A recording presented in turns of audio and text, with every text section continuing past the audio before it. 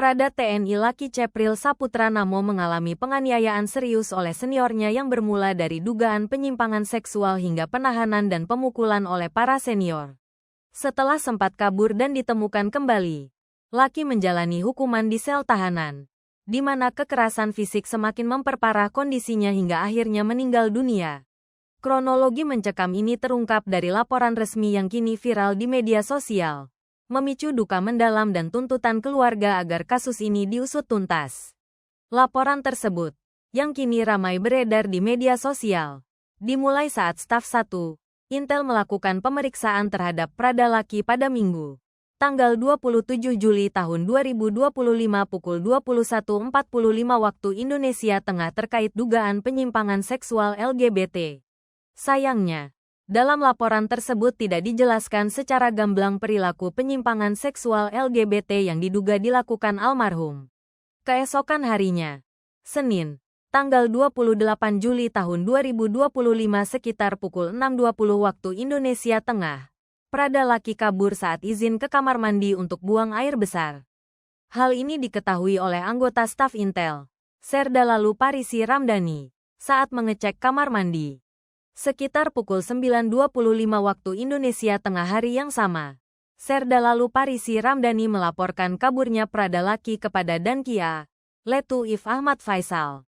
Dankia kemudian memerintahkan anggota Kipan A untuk melakukan pencarian di sekitar wilayah pelabuhan, arah kota, dan beberapa tempat yang pernah dikunjungi Prada Laki.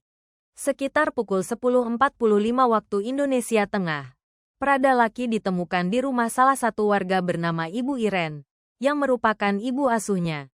Setelah ditemukan, Prada Laki dibawa kembali ke Marshalling Area oleh Sertu Thomas Desambris Awi, Sertu Daniel, Serda Lalu Parisi Ramdhani, dan Pratu Francisco Tagi Amir. Saat itu, tiba-tiba beberapa senior datang membawa selang dan memukulnya secara bergantian. Sekitar pukul 23.30 waktu Indonesia Tengah, dan Yonif TP 834, Letkol If Justik Handinata, memerintahkan Danki C Yonif 834, WM, Letu If Rahmat, untuk datang ke kantor staf 1, Intel dan memerintahkan agar anggotanya tidak melakukan pemukulan serta memberikan penekanan agar tidak ada kekerasan dalam mendidik junior. Prada Laki bersama rekannya, Prada Ricard Junimten Bulan, akhirnya menjalani hukuman di sel tahanan di Rumah Jaga Kesatrian.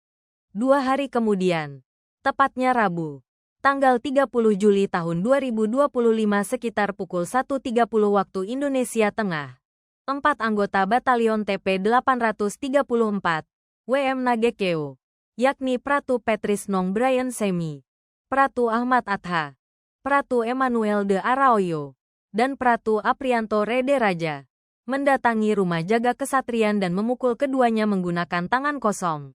3 hari setelahnya, Sabtu, tanggal 2 Agustus tahun 2025 sekitar pukul 9.10 waktu Indonesia Tengah, Prada Ricard mengalami demam.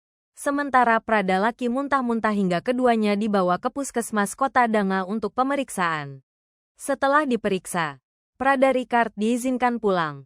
Sedangkan Prada Laki dirujuk ke RSUD AR Ramo karena hemoglobin Hb rendah. Keesokan harinya, Minggu, tanggal 3 Agustus tahun 2025, kondisi Prada Laki dikabarkan mulai membaik setelah mendapat perawatan.